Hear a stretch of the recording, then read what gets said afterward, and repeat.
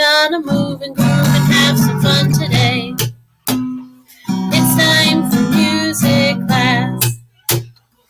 It's time for music class. We are singing, tracking the talker, sitting nice and tall, hands in our lap, voices up. Thank you. Here's what we're doing in Elementary Academy music today. We will move to music. We will discover our secret word of the day. We will discover the instruments of the string family, and we will listen to and analyze music. So those are our goals for today. The first thing that we're going to do is move to music. So I thought we'd call back to something we did a couple weeks ago that we haven't done in a while, and that is our warrior cry. So I'd like everybody to stand up, find your own space. You can see that I am not at the school right now. That is because of the activity that we're going to be doing today. I'm showing you things that were at my house. It was much easier to bring you all to my house than for me to bring these things to my school. All right, so we're going to do the warrior cry. We're going to do it 4 times. Largo, andante, allegro, and presto, starting slow and going faster as we go. As I'm looking down at my feet, I'm noticing all 3 of my cats are walking by my feet. So you might see a little cat appearance as we go. All right, so here's our warrior cry. Hunk, ale, ale. Ready, go. Hunk, ale, ale, hunk, ale, ale. Ticky, ticky, tom, tom. Ticky, ticky, tom, tom. Bushka, bushka, bushka. Bushka, bushka, bushka. Adi, adi, adi, adi, adi.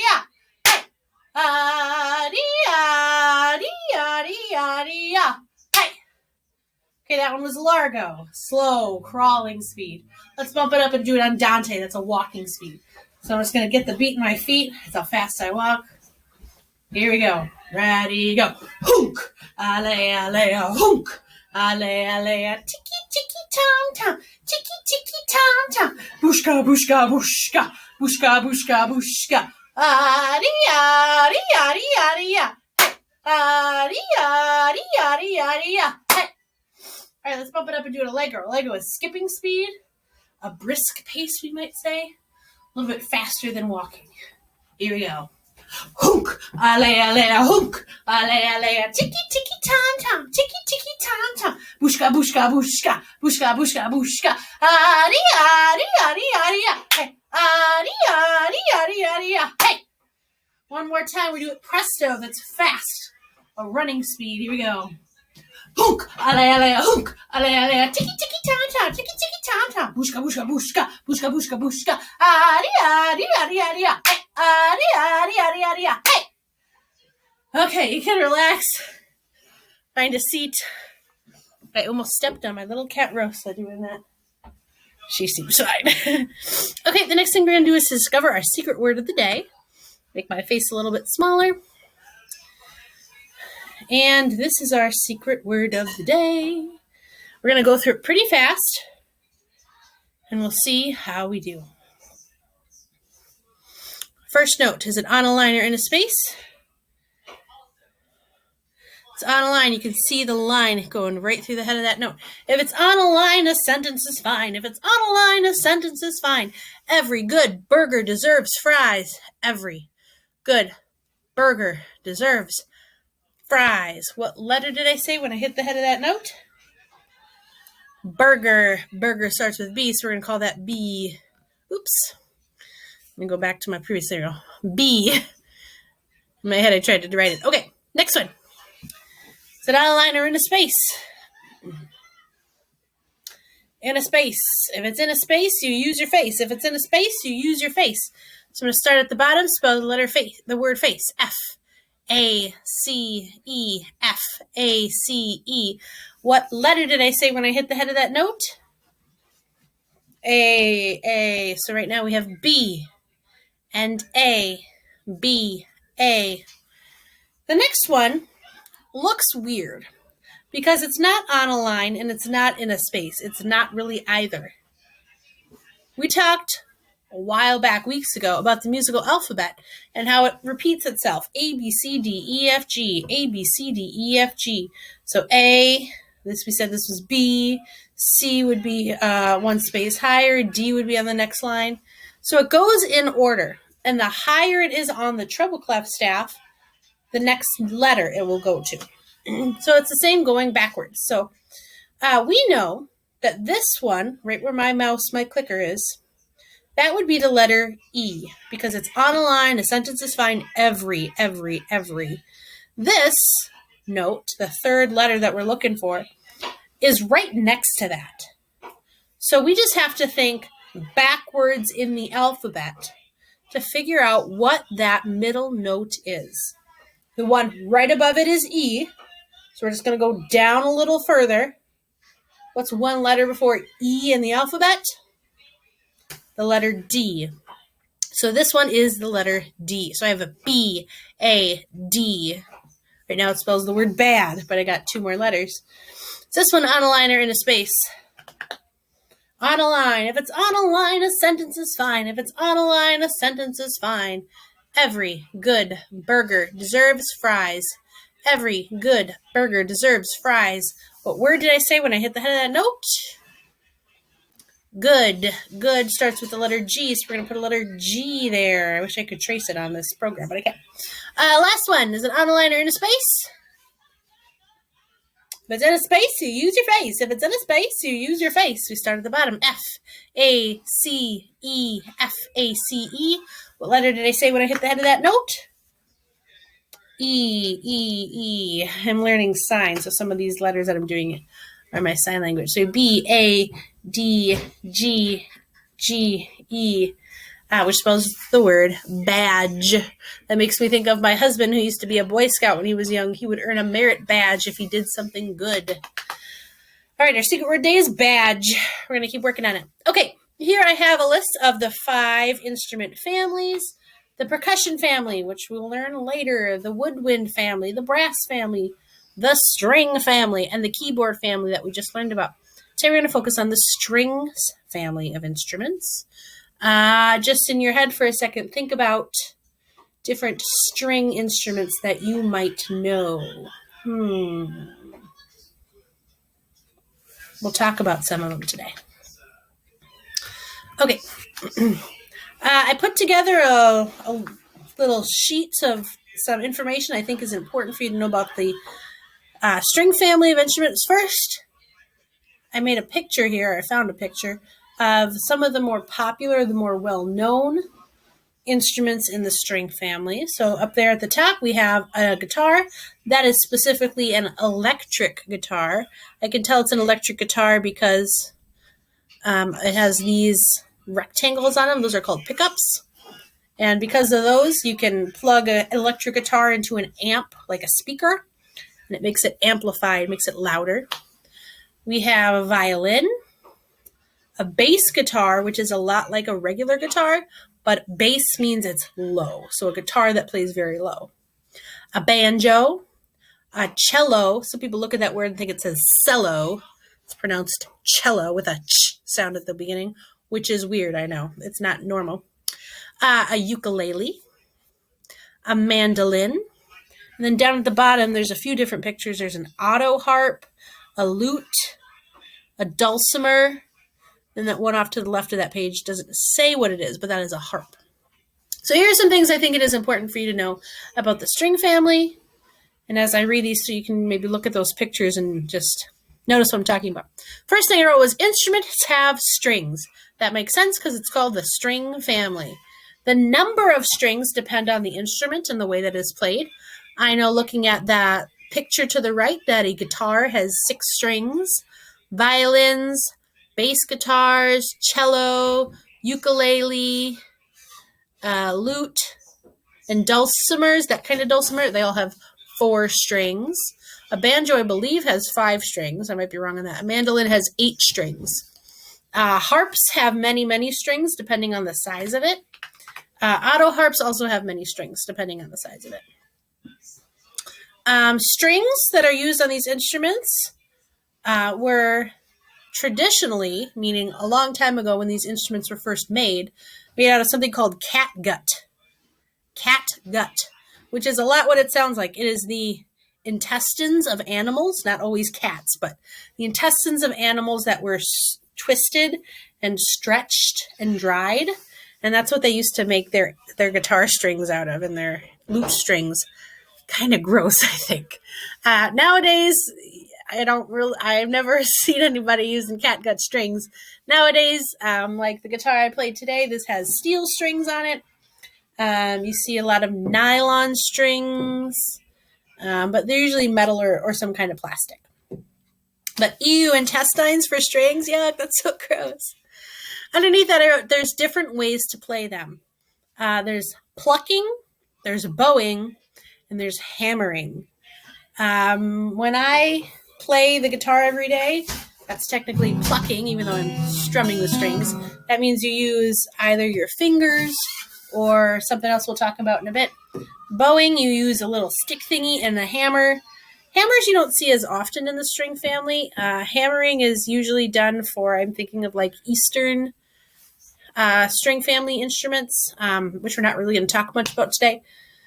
But those are the three different ways to play it: by plucking, by bowing, and by hammering the strings. The first thing I have on here is a bow. That is one of the most important things that people think about when they think about the string family of instruments. And the reason that I brought you all home with me today is so I could show off the bow that I have here. This is for my violin. It's pretty long. I'm going to lean back a little bit so you can see how long it is compared to my face. You can see it in the picture there as well. A bow is made out of wood. So as I put this up to my camera, you can see this part is made out of wood. It's made out of hair. So this part here, this is the part that you pull across the strings. That's made out of hair, and that hair is traditionally made out of the hair from a horse's tail, which is kind of cool, and rosin. And rosin is something that you rub on the strings to make it kind of sticky, so that when you pull it across the strings, it sticks and makes it vibrate. So like I said, you pull it across the strings. So I brought out my violin, which is a weird violin because it's green. You don't really see violins. You can see in the picture, the girl in the pink there. You hold a violin underneath your chin and you pull the bow across the strings to make a sound. You just pull it back and forth across the strings to make a sound. Mine needs to be rosin, which is why it's not making a sound. It doesn't have anything to stick to. The next thing on that list, it says plectrum, which is made of lots of things. That's how you use it for plucking. A plectrum, the most common example I can think of is a guitar pick. If you've ever seen that little bit of plastic that guitar players sometimes use to pluck the strings of their guitar, that's an example of a plectrum. There's other instruments that use a plectrum. I'm thinking of the shamisen from Japan. It looks almost like a big plastic spatula, actually. But they can be made out of lots of things. A lot of times nowadays you see them made out of plastic. They can be made out of wood. They can be made out of bone. I've seen them made out of like the shells of seeds and things like that, which is pretty cool. I'm rosining up my bow as we speak. This is what rosin looks like. It's kind of clear, kind of like an orangish yellow color. And I rub it against the strings to make them sticky. Okay, the next thing I have on my list is the vibration usually move to a hollow body. So when I pluck a string from a violin or a guitar or a banjo, the strings vibrate, which means they move back and forth very quickly. And then that vibration moves from the strings, which you can see here, to the body, which is the big hollow part. Hollow means that it's empty inside. Let me see if I can make my violin make a little sound now. A little bit.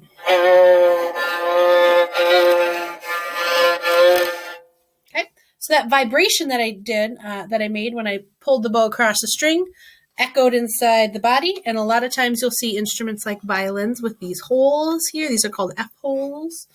Or on my guitar, there's this hole right in the middle called a sound hole or a tone hole. And that's where the vibrations enter the guitar or the violin, rattles around inside, and then amplifies to make a little bit bigger sound. The last thing I have on this page, it says, in an orchestra, the strings make up the biggest section.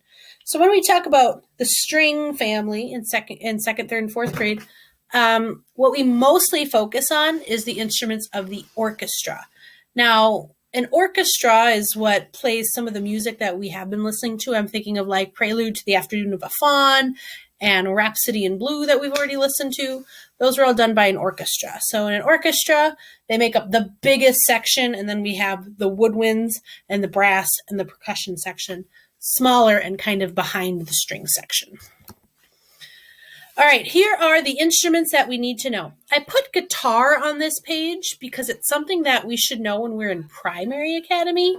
I'm guessing a lot of you know what a guitar is, so I put it on there as a quick refresher. Do you know what a guitar looks like? Do you know what one sounds like? The other 5 instruments on the list, I'm starting up here at the top. The violin, that's the one that I have. That is the smallest instrument of the string family. I'm going to stand up so you can kind of see it in size with me. So there's how big a violin is. Sits usually under the player's chin. You move your fingers along this part called the neck. And then you play usually with a bow. There's a technique for playing all string instruments called pizzicato, which is a fun word to say, pizzicato, where you pluck the strings of a violin. If you think a violin sounds cool, one amazing musician who plays kind of like alternative rock music is a guy named Andrew Bird. And if you want to listen to some cool music, I'll put a link in the description of a song that I really like by Andrew Bird, and you can check that out. We're going to pause for a second on this page, and we're going to listen to an example of what a violin sounds like. Just a very quick example. So here we go. Here's the sound of a violin.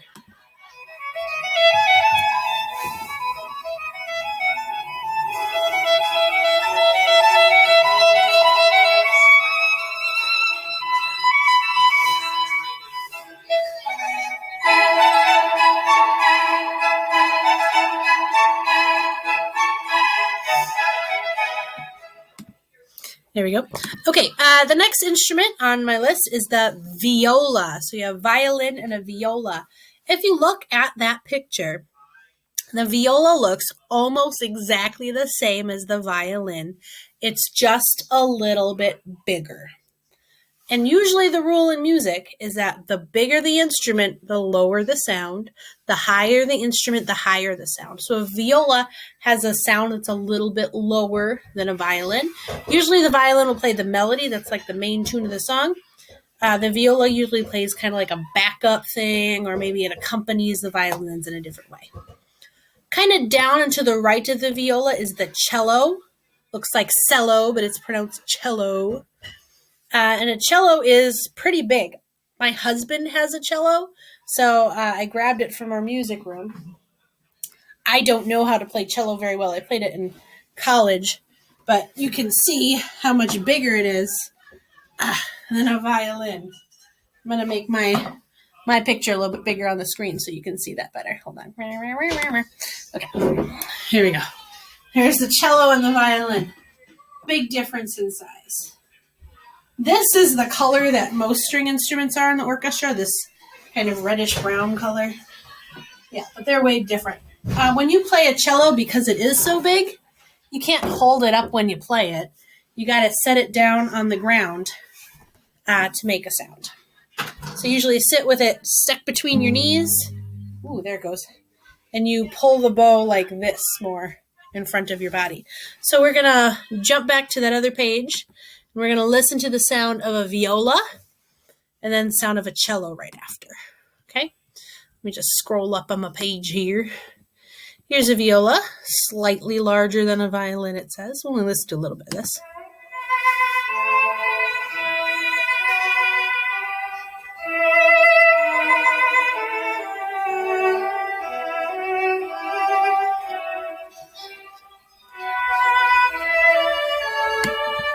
Okay, so that sounded lower than the violin. There's some other instruments on here, a lyre, there's a lute if you want to explore this further. I'm going to come back to the harp. The cello's up here at the top. Cello sounds like this.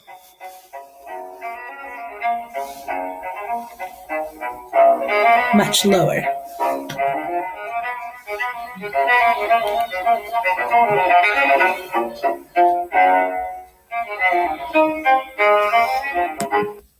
Okay. The next instrument on our list is the double bass. You can see how much larger it is than the cello. When you play double bass, you have to stand up. You can't even sit down like you do when you play with a cello. You have to stand up. A cello or a double bass is taller than I am, and it makes a very, very, very low sound.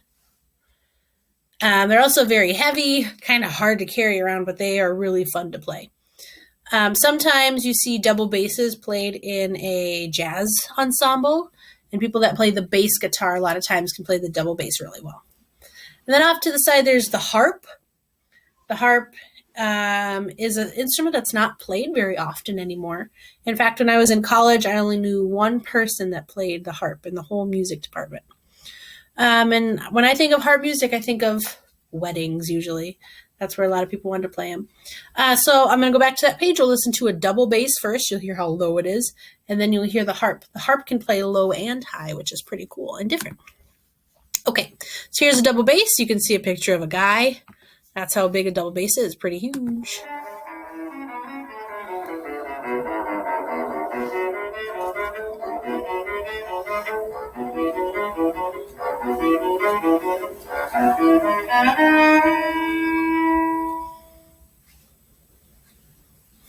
And the sound of the harp is next. Sounds like this.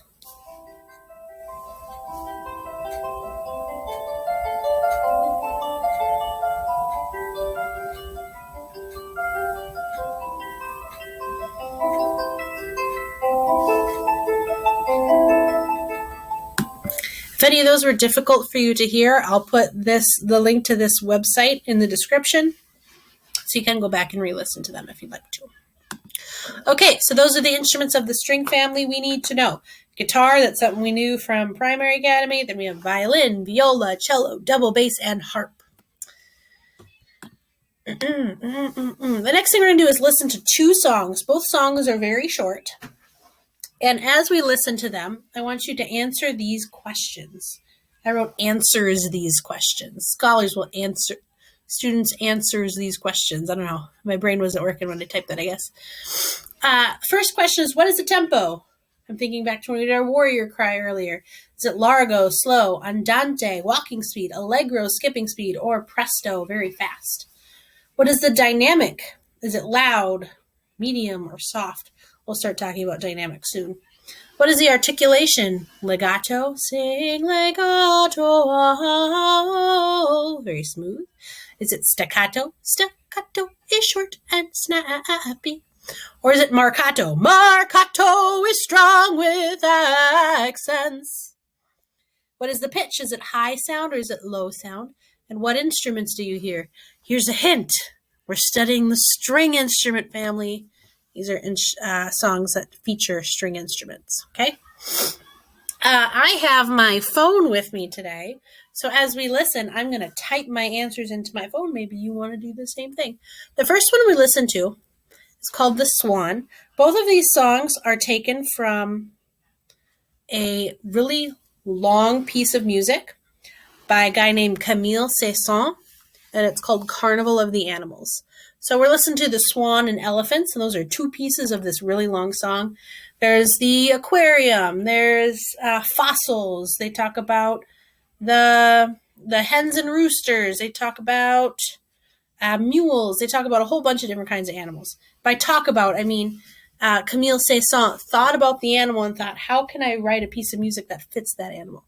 So this is what Camille Saint-Saëns thought about when he thought about swans.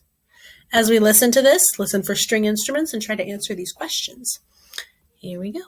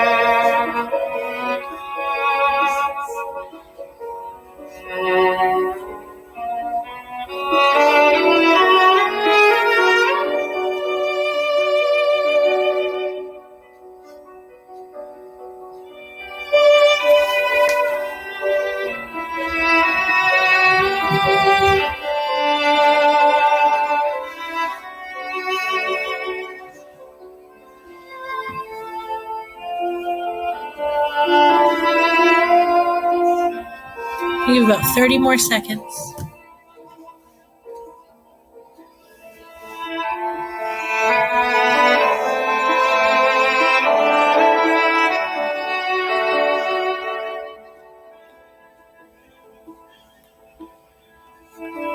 Seconds.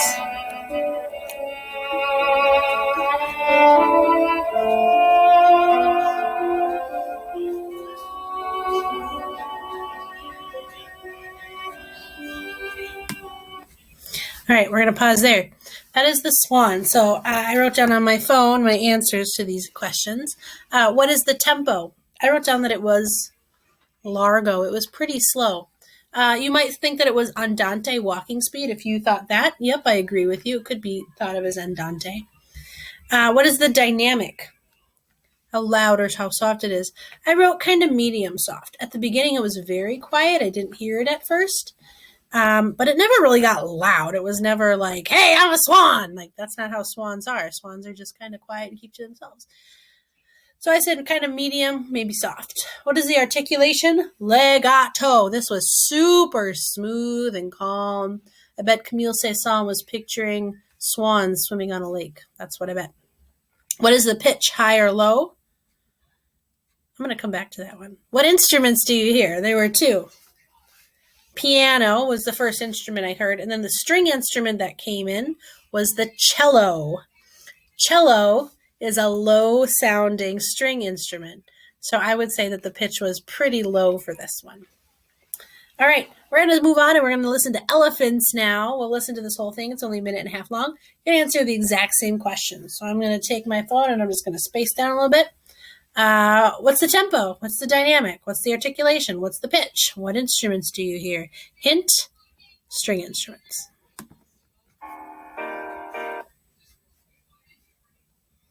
Try again.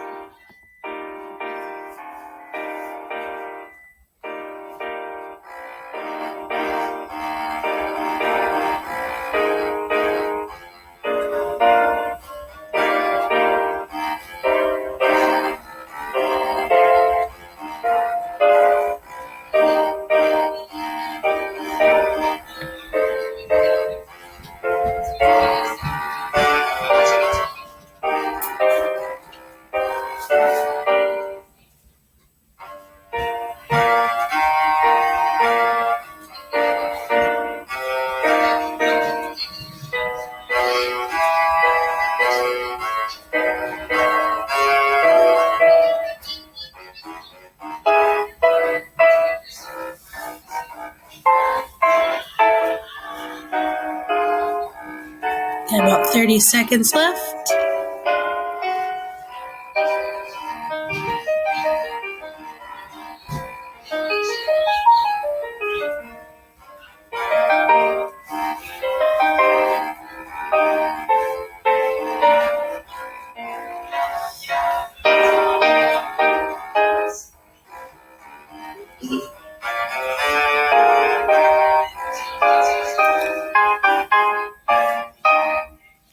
All right, there you go. This song always just makes me smile. I think it just sounds kind of silly. All right, let's talk about the tempo. I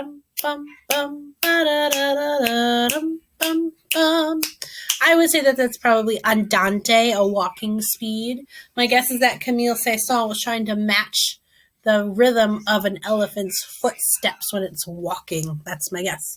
What is the dynamic? I thought it was kind of medium. It wasn't super loud. It wasn't super soft. Just kind of in the middle. What is the articulation? I thought it was marcato.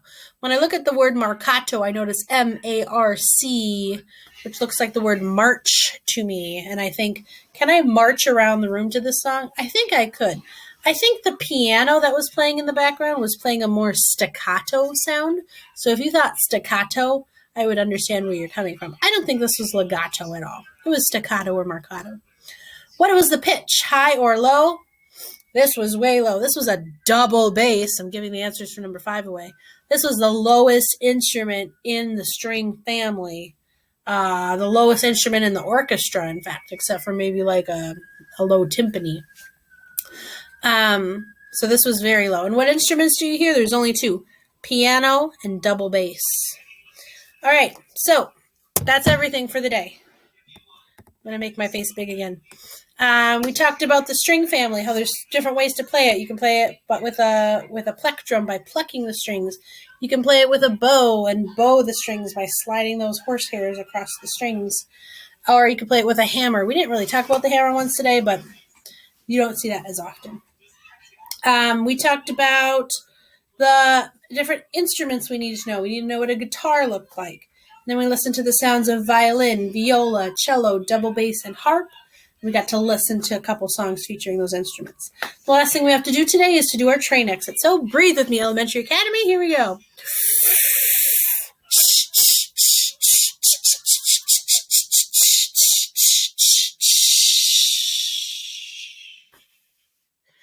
All right, thank you for listening to music and for sticking with me for over half an hour. I hope you have a great day, and I'll see you next time. Take care.